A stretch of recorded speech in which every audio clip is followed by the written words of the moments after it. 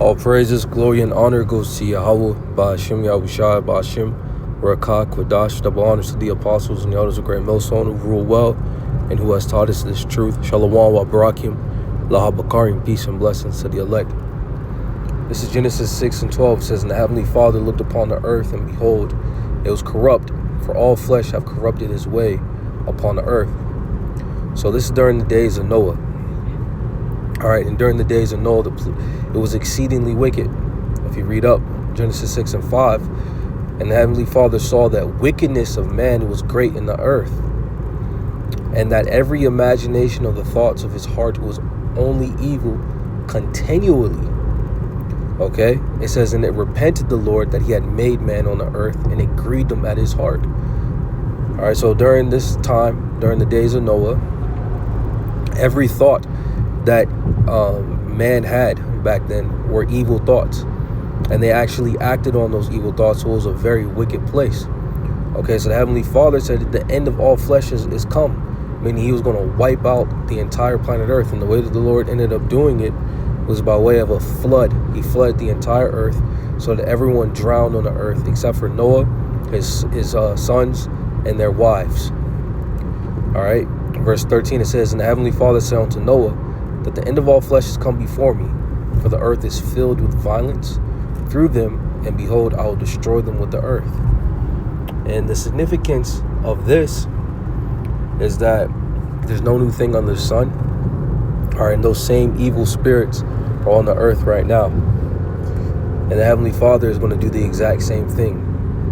Okay, but he promised Noah that he wouldn't flood the earth again. So this time he's going to do it by fire. This is Matthew chapter 24 and verse 37. It says, But as the days of Noah were, all right, Noah is actually Noah. So as the days of Noah were, so shall also the coming of the Son of Man be. Who's the Son of Man? The Son of Man is Yahushua. All right, Yahushua, he's going to make his return. All right, we know he's going to make his return because the evil that was taking place during the days of Noah is being taken place right now. It says, For as in the days that were before the flood, they were eating and drinking, marrying and giving in marriage unto the day that Noah entered into the ark. All right, they were fully indulgent in their own heart's desires and lusts. Okay, and they disregarded the righteous prophet of Noah who was preaching. Okay, and the same thing is taking place right now. The Heavenly Father has his men out preaching the word, prophesying, letting the people know that this place is going to be destroyed by thermonuclear fire. But what? They're disregarding it. All right, verse 39, it says, And knew not until the flood came and took them all away. So shall also the coming of the Son of Man be. That's why the scriptures liken this destruction to a thief in the night. All right, the Lord is about to wipe out this earth and destroy the majority of the inhabitants on the earth. Okay, but it's going to take the majority of them off guard. Why? Because they're not paying attention. What are they paying attention to? Their belly. The scriptures say that God is their belly. Now let's go ahead and get this is 2 Peter chapter 3 and verse 5. It says, For this they willingly are ignorant of, that by the word of the Heavenly Father the heavens were of old, and the earth standing out of the water and in the water, whereby the world that then was, being overflowed with water, perished.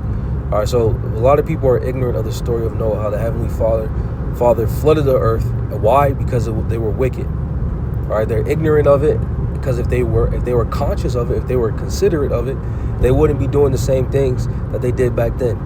All right, but they're doing the same things and they're going to get the same consequence. Verse 7, it says, But the heavens and the earth, which are now by the same word are kept in store, reserved unto fire against the day of judgment and perdition of ungodly men. So now the Heavenly Father is reserving fire to punish the ungodly. Back then he punished the ungodly by way of water. Now the Heavenly Father is going to punish the wicked by way of fire.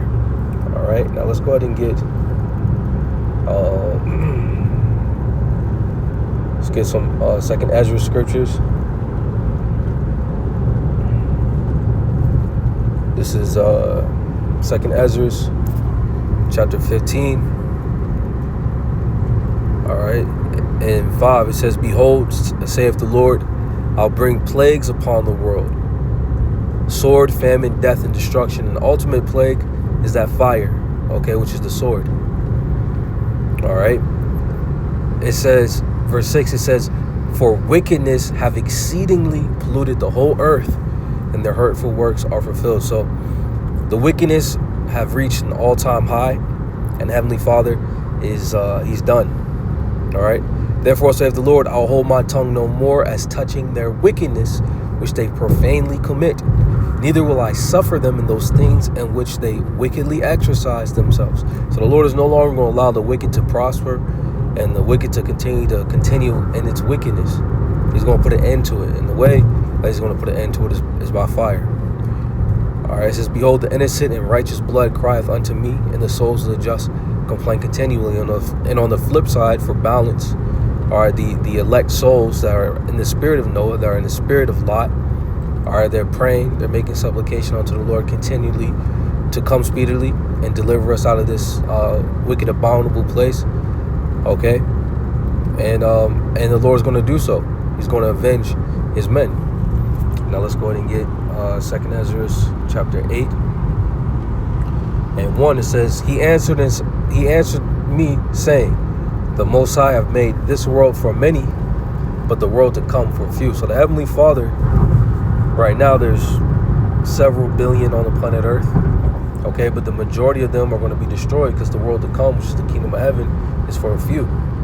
It says, I'll tell thee a similitude, Esdras, as when thou askest the earth, and it shall say unto thee that it giveth much mold, whereof earthen vessels are made, but little dust that gold cometh of.